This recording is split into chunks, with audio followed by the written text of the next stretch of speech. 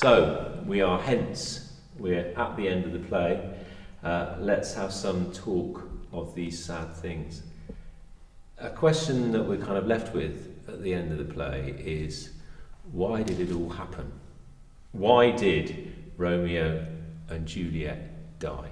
Well, I really think it's to do with the feuding families. It's there's so much hate between the Capulets and the Montagues, and it's such an ancient grudge, and it's building and building, and something tragic has got to come out of all this hate. It's got to go somewhere. It's got to result in some horrible action. So the Montagues gate-crashed a party to get one over on the Capulets, and Tybalt is really aggravated by this. He murders Mercutio, and this brings up the old hate in Romeo. I mean, some of what you say I take as a good point, but really it's about not so much the families, but the adults in their lives.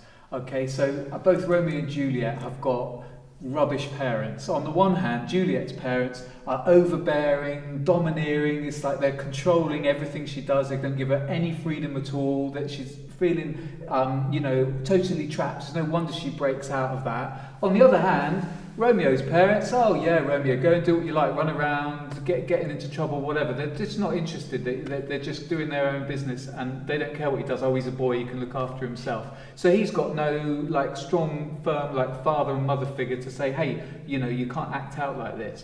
Plus, who else have they got? Their so-called mentors, the friar and the nurse, both just completely irresponsible. So star-crossed lovers, it's written in the stars, we know that from the start. It's one of the opening lines of the play in that prologue, this idea that the deaths themselves are foretold in the stars. It's written in the stars, all that kind of imagery, which, don't forget, were hugely central concepts to everything that an Elizabethan audience would have sort of felt and thought about their own lives. That this idea that you're on a path and everything's predetermined and there's a place and a hierarchy within the world. That was a really almost unquestionable concept.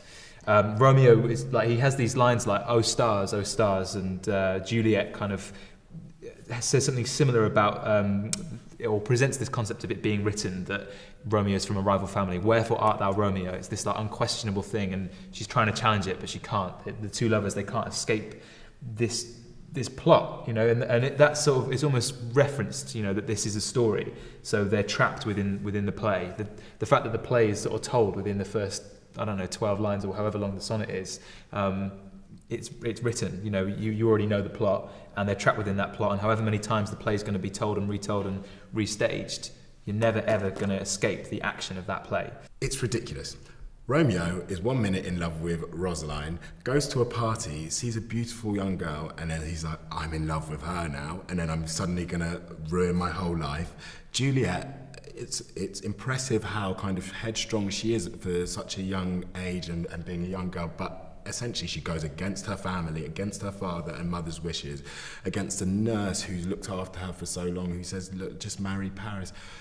She goes against all of that and runs after this boy that she's met at a party who's part of the enemy, and she decides to go along with that. And I think really it's their own choices that they go through throughout the play that mean that they deserve to die. Essentially, they're spoilt little rich kids that need their money taken off of them, and they need to be grounded and sent to bed early. They deserve to die. It wouldn't be much of a play if that happened, though, would it? It wouldn't be much of a play, but then we would have saved us all of this suffering and horror to go through. I think the culprit in this is love. Juliet's central image is the rose, and if you think about the rose, it's this beautiful flower that smells sweet and looks amazing, but it's also then covered in thorns that are prickly and painful to touch. And so, and it's a nice mirror of this story. It's not a love story about soppy Valentine's Day love. It is about the pain, the brutality, the suffering that love can bring, and falling in love with the wrong person especially. Stay with me. And if they'd never fallen in love, then none of this would have happened.